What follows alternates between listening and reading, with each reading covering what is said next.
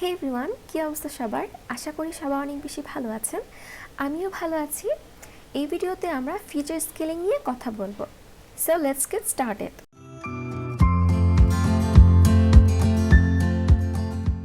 আমরা প্রথমে স্টার্ট করি একটা ফর্মাল ডেফিনেশন দিয়ে, যেটা হচ্ছে হোয়াট ইজ ফিচার স্কেলিং।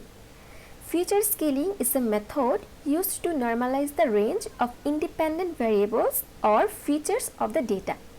তো এখানে আসলে কি বুঝিয়েছে এটা বোঝার জন্য আমরা একটা এক্সাম্পল দেখছি। সেটা হচ্ছে এখানে আমরা দেখতে পাচ্ছি যে ইনপুট ফিচারে আমাদের আইকিউ অ্যান্ড সিজিপিএ দেওয়া আছে, অ্যান্ড আমাদের যে টার্গেট ভেরিয়েবল আছে সেটা হচ্ছে প্লেসমেন্ট। আমাদের এটা প্রেডিক্ট করতে হবে যে আমাদের ইনপুট ফিচারে আইকিউ অ্যান্ড সিজিপিএর উপর বেস করে তার প্লেসমেন্টটা হবে কি হবে না সেটা আমাদের প্রেডিক্ট করতে হবে। তো আমাদের যে ইনপুট ফিচারটা আছে এর আইকিউ অ্যান্ড সিজিপিএ এই দুইটা ইনপুট ফিচারটা আমরা স্মল একটা রেঞ্জে নিয়ে আসব। এই স্মল রেঞ্জে ট্রান্সফর্ম করাটাই হচ্ছে ফিচার স্কেলিং। ঠিক আছে, মানে আমাদের যে ইনপুট ফিচারটা দেওয়া আছে সেটা একটা স্মল রেঞ্জের মধ্যে নিয়ে আসা, এটাই হচ্ছে ফিচার স্কেলিং।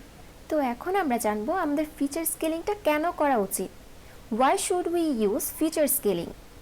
এটা বোঝার জন্য আমরা একটা এক্সাম্পল দেখব। সেটা হচ্ছে এখানে আমি এজ, স্যালারি অ্যান্ড পারচেস নামে একটা কিন্তু টেবিল দেখতে পাচ্ছি। এই টেবিলের মধ্যে এজ এবং স্যালারি এই দুইটা হচ্ছে ইনপুট ফিচার, অ্যান্ড এখানে যে পারচেস কলামটা আছে এটা হচ্ছে টার্গেট ভ্যারিয়েবল।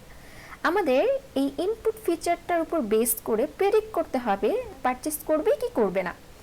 এখন আমাদের এই ধরনের প্রবলেমগুলো সলভ করার জন্য আমরা একটা অ্যালগোরিদম ইউজ করি, সেটা হচ্ছে KNN। তো KNN এটা কিভাবে কাজ করে? এটা বেসিক্যালি যে কোনো দুইটা পয়েন্টের মধ্যকার ডিস্টেন্স ক্যালকুলেট করে। এখন ডিস্টেন্স ক্যালকুলেটের জন্য এর ফর্মুলাটা হচ্ছে x2 - x1 + y2 - y1। এখানে এজ যে কলামটা আছে এটাকে x ধরলাম, অ্যান্ড স্যালারি কলামটাকে আমরা y ধরি।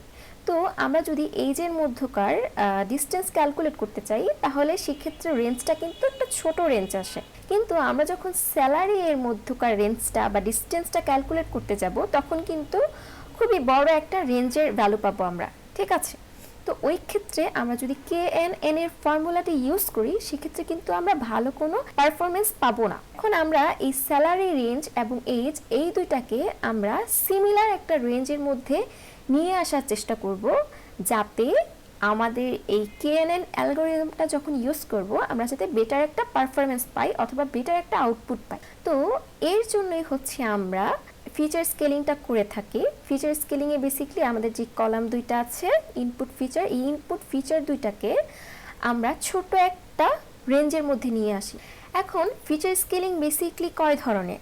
মেইনলি ফিচার স্কেলিং দুই ধরনের হয়ে থাকে, স্ট্যান্ডার্ডাইজেশন অ্যান্ড নর্মালাইজেশন। আজ আমরা স্ট্যান্ডার্ডাইজেশন নিয়ে কথা বলবো। তো স্ট্যান্ডার্ডাইজেশন আসলে কি? লেটস সে এখানে 500টা রো দেওয়া আছে বা 500 মানুষের হচ্ছে ডেটা দেওয়া আছে, সেটাকে আমরা ট্রান্সফর্ম করব। আমাদের এই যে এইজ কলামটা যে আছে এখানে দেখেন একটা বড় একটা ভ্যালু আছে বা রেঞ্জ আছে, এটাকে আমরা ট্রান্সফর্ম করে ছোট একটা রেঞ্জের মধ্যে নিয়ে আসব। তো এটা ট্রান্সফর্ম কিভাবে করে? এর ফর্মুলাটা আসলে হচ্ছে যে আমরা x minus mean divided by standard deviation. তো এই ফর্মুলাটা হচ্ছে আমরা যেই রোটা ক্যালকুলেট করব, লেটস সে আমি এই যে এই কলামের এই রোটা মানে 1 নম্বর রোটা ক্যালকুলেট করব। তো এক্ষেত্রে ভ্যালু কত আছে? 40। তো এক্ষেত্রে এক্স এর ভ্যালু আমাদের কত বসবে? 40। অ্যান্ড এখানে যে মিনটা দেওয়া আছে সেটা হচ্ছে এই পুরো কলামের মিন। ধরি এই পুরো কলামের মিন আমাদের 35। ঠিক আছে, অ্যান্ড এই কলামের স্ট্যান্ডার্ড ডেভিয়েশনটা হচ্ছে 10। তাহলে আমাদের এর যে ভ্যালুটা আসবে ক্যালকুলেশনের পরে সেটা হচ্ছে 0.5। তাহলে আমরা এই এইচ কলামের এই 1 নম্বর রোটাকে যদি ফর্মুলা ইউজ করে ট্রান্সফর্ম করি সেক্ষেত্রে আমরা ভ্যালুটা পাবো 0.5।